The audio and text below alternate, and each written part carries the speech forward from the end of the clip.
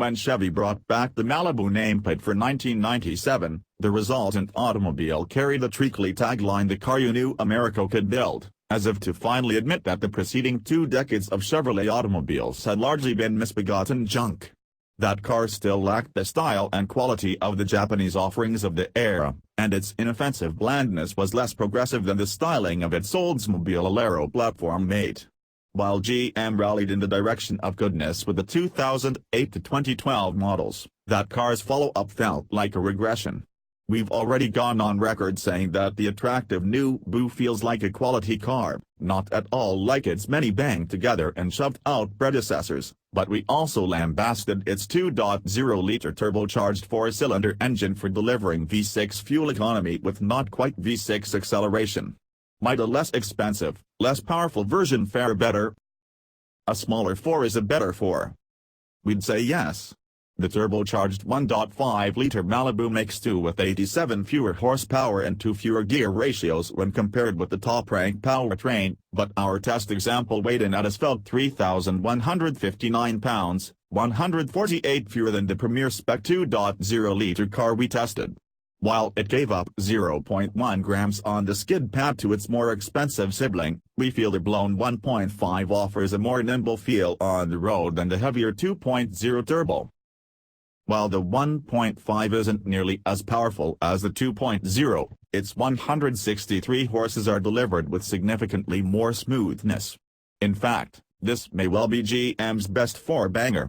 Its 184 pounds-to-foot of torque are wholly available between 2,000 and 4,000 revolutions per minute, making it well suited to the cut and thrust of urban and suburban traffic, while lag at the bottom of the rev range is minimal. Needing 8.0 seconds to reach 60 miles per hour, this is not a particularly quick car. Yet, the lesser Boo can hold its own against the 2.5-liter Toyota Camry, and our observed 23 miles per gallon is comparable to many of the 4-cylinders in the sprawling family sedan class. General Motors has focused heavily on ride quality in recent years, and sometimes the emphasis feels single-minded, as if billiard table smoothness in the cabin will atone for any number of dynamic sins. This impression has been on the wane of late, and the Malibu retains the excellent tread of its predecessors, while throwing in a modicum of dynamic refinement to sweeten the pot. In corners, body motions are controlled and predictable, although the rear end does have a tendency to step out under trail braking. One change that would make a world of difference: trade the Num Plus Num Gunnier Assurance tires for a set of mildly more aggressive rubber. During a downpour in the Santa Monica Mountains, we weren't always sure how long the front end was going to stay planted. Dry conditions erased the spookiness, offering progressive, early understeer. This chassis is good enough to handle more grip.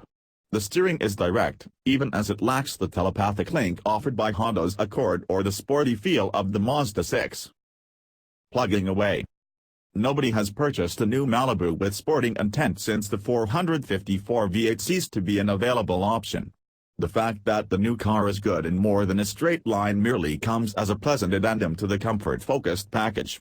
To that end, GM has lavished upon it the 4G LTE connectivity that everybody can't seem to get enough of these days, and a 7.0-inch touchscreen runs reliable, relatively intuitive MyLink infotainment with Apple CarPlay.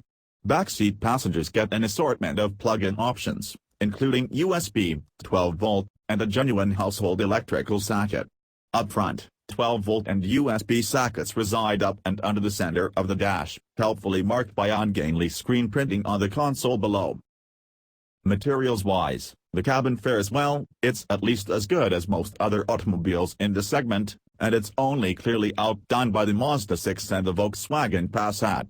The dash fabric, featuring a sort of chain-link fence pattern, garnered mixed reviews from our staff. While some appreciated the rather bold choice, others found it a mite weird. Regardless, fit and finish are very good, and the upholstery's stitching is a cut above that in the Accord and the Camry, the segment's perennial stalwarts. The interior suffers only a few major bugaboos. From a driver's standpoint, the Sequoia-thick, steeply raked A-pillars tend to obscure vision in corners.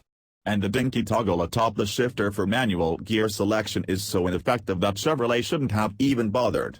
From a passenger's perspective, the rear seat is rather narrow for 3 average adults, though even tall center occupants should find themselves with plenty of headroom. With the $25,895 base price, the Malibu LT represents a solid value in the class.